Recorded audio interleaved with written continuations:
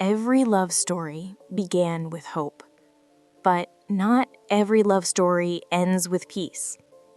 Some end quietly, in the spaces between two hearts, in the words that were never spoken, and the emotions that were never understood.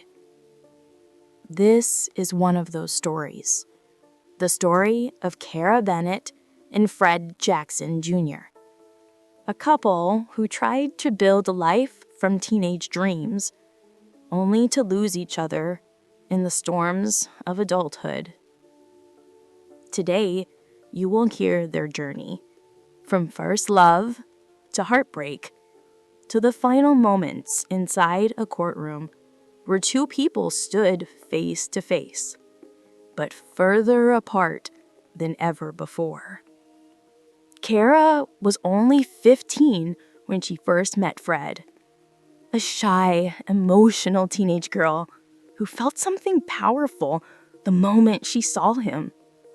She remembers standing in the window of Fred's father's house, looking at the boy who would one day become her entire world. And she said something bold, something unforgettable. One day, you're going to be mine. At that age, it sounded like a fantasy. Young hearts don't understand the future, but sometimes they can predict it. Life moved forward.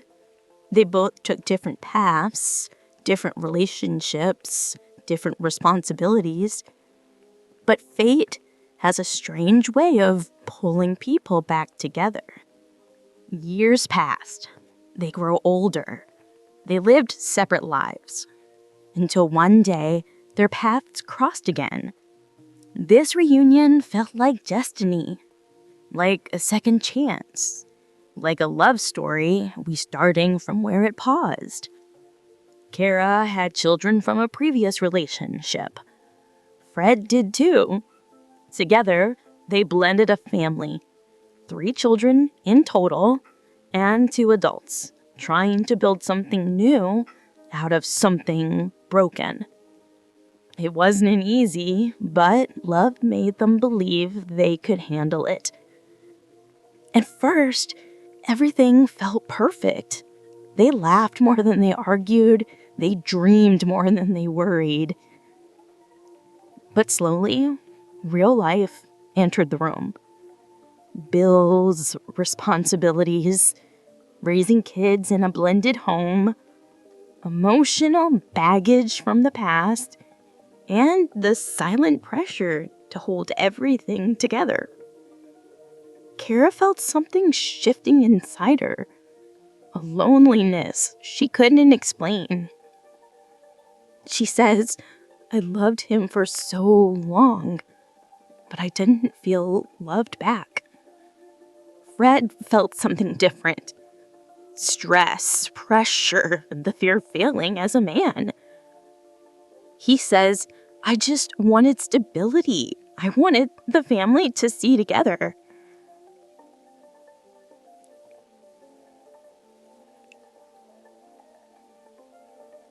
Two people, two hearts, two different kinds of pain.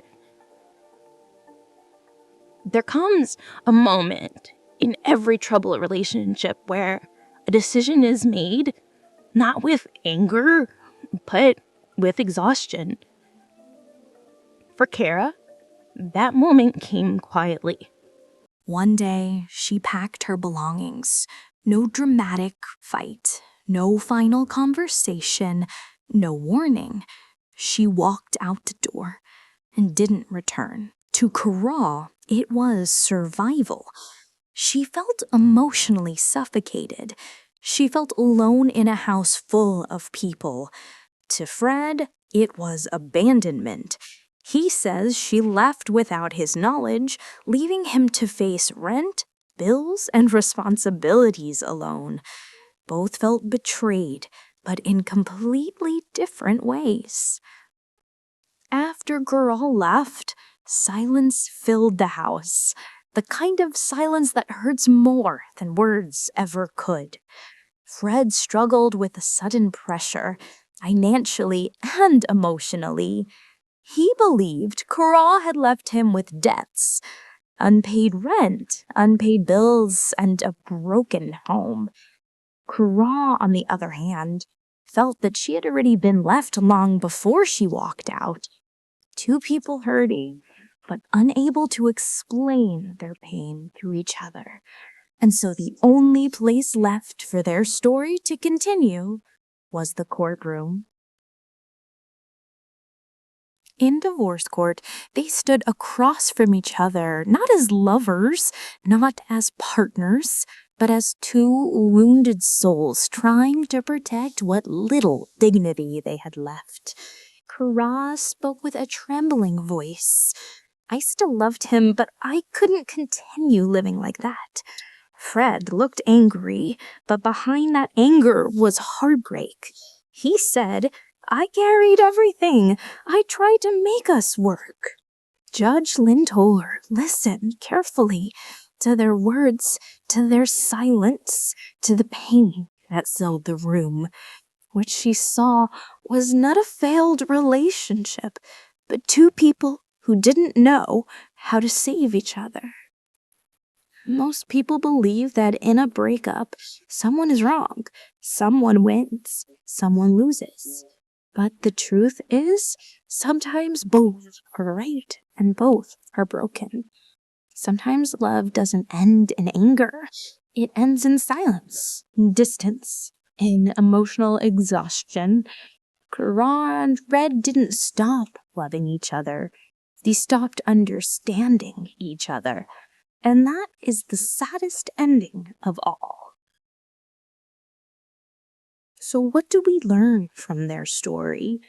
That love must be nurtured, not only with affection, but with communication. That small hurts, if ignored, grow into emotional wounds. That silence can destroy a relationship faster than any argument. And that sometimes two good people can still have a painful ending.